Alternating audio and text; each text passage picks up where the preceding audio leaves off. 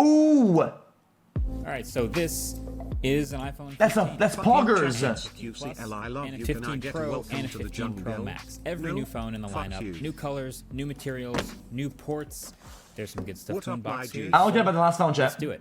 So, starting with iPhone 15 and 15 Plus.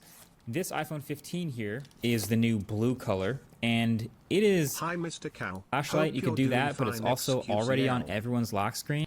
Now, you might be thinking, all right, what's so special about this clear case? I've seen a million clear cases. And between the skeleton and MagSafe, there's a bunch of other stuff, but my favorite, personally, is if you've ever owned a clear case before, you probably know that after a while, it kind of ends up looking like this.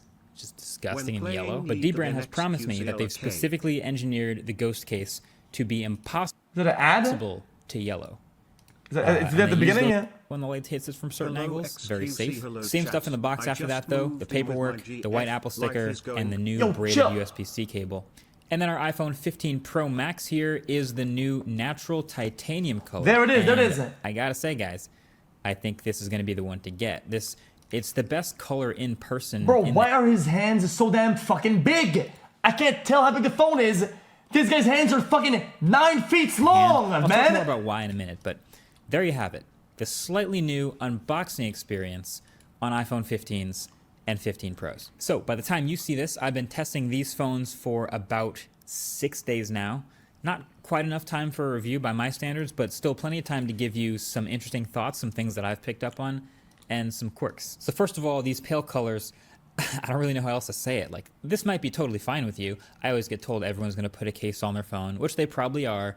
But hey, Apple did spend a ton of time and money making this new softer touch satin finish on the back. And some of us will carry our phones around with no case. So it's worth mentioning. For the Pro phones, there's actually an extra layer of interesting, though, because they've switched that rail material, the part that you actually touch on the outside, from shiny stainless steel. Wait, chat, is this skeleton? To brushed titanium. Oh, never mind, it's not. I've all heard about how much lighter it is, and it's something like 10% lighter, which is enough for me to notice and enjoy. It was but the other fucking thing is, I thought the brushed finish would sort of eliminate fingerprints on the sides. Absolutely not. I was wrong about that. I mean, it's not as bad as stainless steel. Guys, but especially on these darker skeleton colors like the black or this blue, you can totally see fingerprints and sort of where your hand oils are marking up the sides of the phone. And then on top of that, this is not anodized like aluminum might be. This is the new PVD coating they talked about on stage. And it's only been a week here for me, and so I don't know exactly how well this will hold up over time. But what I do know is if you get a scratch deep enough into this coating, it's got to be the natural titanium color underneath, which is very light. And so that might look rough if you drop this phone with no case and get like a big gash on your dark colored phone and have light marks on it. Well, that's fucking dog shit, chat. I do really think that this natural titanium or the light is going to be the better color to get on the Pros this year. Okay, some things I've noticed in my first week. Well, that's fucking terrible. On the Pro, the bezels are technically a little bit thinner, which makes the buys a little smaller. But you really don't notice that much after a few minutes. What you do notice more actually visually is the slightly softer curves all the way around these phones. Seriously, on the 15 and 15 Pro. Because on the 14, it was so square. Like it just went straight to the edge with a flat display. You know what, and then dropped right into the rail at 90 degrees. On these new phones, the edge of the front glass actually has a little bit of curve at the very edges. So it's a... Chat, when you drop the one on your face, it actually kind of slaps. Softer curve into the rail. I noticed that. Then the rail itself has softer curves than the totally sharp corners from last year. So I think it's a nice hybrid of making it just more comfortable in the hand with these curves, but still keeping the generally boxy look. Now, with USB-C on these phones, we already learned that you can just plug in a cable behaviors of plug phone. Regardless of the charge state, the USB-C iPhone will always give battery to the Lightning iPhone.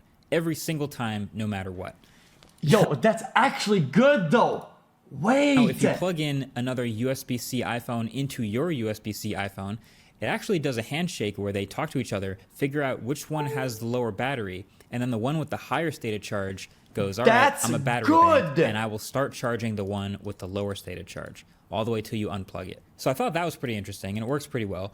Then I decided to try a couple of Android phones and see if the same handshake happened. It's blood transfusion. Basically what we found is if you plug... Chad, that strengthened the bond between two friends like crazy. You have all problems and you're arguing or whatever. You're like, brother, man, I'm at 1%, man. Can you give me a little bit of juice? Clunk. Into your You friend's feel that? Android phone who has more battery than you, and that phone has USB PD, it will You feel actually that? act like a battery bank. But if the phone doesn't have USB PD, which is a bunch actually right now, it's pretty inconsistent, and you could end up charging it, or it could end up charging you. Literally unplug and try it again. But if it has USB power delivery, it will actually do the same handshake that the iPhones do. It's only 4.5 watts out, so it's not huge. It's not going to fast charge or anything. But Samsung does that wireless. Wireless charging and all the things that are is all shit. It's garbage. It's inefficient. It's not optimized. It's garbage. I don't want to hear about it. you know, it is ideal for accessories. You can literally use the cable in the box It's to charge up shit. the new AirPods or whatever else you want to try. But yeah, you can rescue another smartphone in a pinch. So then the new action button on the Pros. Right. I was very curious about this. I was not sure if it would have some restrictions or if there's some things that it wouldn't let you do. Anyway, what else is You what's know new? exactly what your location map, post case issue. It's a lot more interesting because there's some genuinely new stuff happening. I've seen new stuff That's with the interesting. That's interesting. I like that. I like that. Easy.